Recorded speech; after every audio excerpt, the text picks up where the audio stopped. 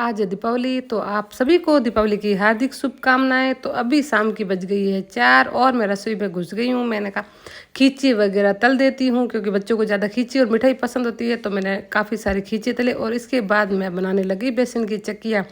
कहते दीपावली हो तो कढ़ाई ज़रूर चढ़ाना चाहिए, घर पे भले कितनी भी मिठाई लेके आओ लेकिन कुछ घर पे बनाना चाहिए। तो मैंने बनाई बेसन की चक्की।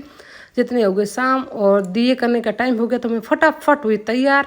और देखो मैंने ये वाली ड्रेस पहनी और ये ड्रेस वगैरह पहन के गहने वगैरह पहन के मैं हो गई तैयार। और फिर मैंने किए दिए और सारे दिए करने के बाद और देखो मेरा घर कितना सुंदर लग रहा है।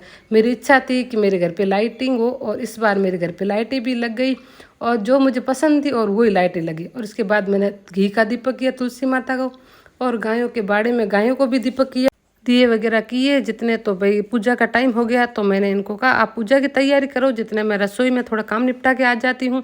मैं रसोई में काम निपटा रही थी और ये पूजा की तैयारी कर रहे थे और मेरी छुटकू भी आ गई। तो सबसे पहले हमने की छुटकी की पूजा, इसके तिलक वगैरह लगा क्यों कहते हैं कि बिल्ली भी लक्ष्मी माता का रूप होती है। तो मेरे को बहुत अच्छा लगा मेरी छुटकू की पूजा करना, तिलक वगैरह लगाना और इसकी मोड़ी बांधी और पूजा वगैरह की। पूजा करने के बाद लक्ष्मी जी की मैं गई गाय धोने के लिए क्योंकि गाय धोनी थी। गाय का दूध लेके तो छुटकी पीछे पड़ी, मेरे को दूध पिला। तो सबसे पहले मैं छुटकी की पेट पूजा करी और इसके बाद मैं रसोई में लग गई खाना वगैरह डालने के लिए क्योंकि खाना लेके हम जाएंगे मैं ससुर जी के पास। वहाँ पर जेंट्स वगैरह सब जाके खाना खाएंगे मैं ससुर जी के पास और हम खाएंगे मैं सासुर जी के पास।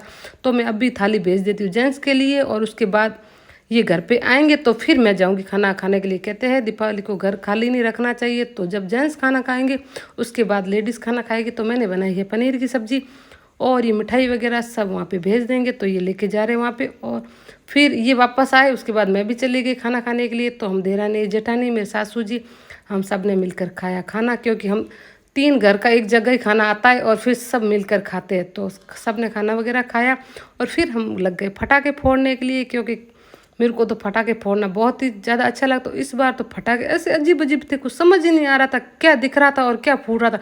रॉकेट तो कोई किधर जा रहा था कोई किधर जा रहा था। इस चक्कर में मेरी ड्रेस भी ठंडी हो गई, यानी ड्रेस भी जल गई, ओढ़ना और घाघरा, और पता ही नहीं चल रहा था पटाखों का कुछ। तो मैंने तो बहुत एंजॉय भी किया और बहुत बचपन भी याद आ गया, बचपन भी एंजॉय किया। तो आपकी कैसी रही दिवाली कमेंट में ज़रूर बताना। अच्छा लगा हो तो लाइक करना और छोटा सा कमेंट प्यारा सा ज़रूर कर देना।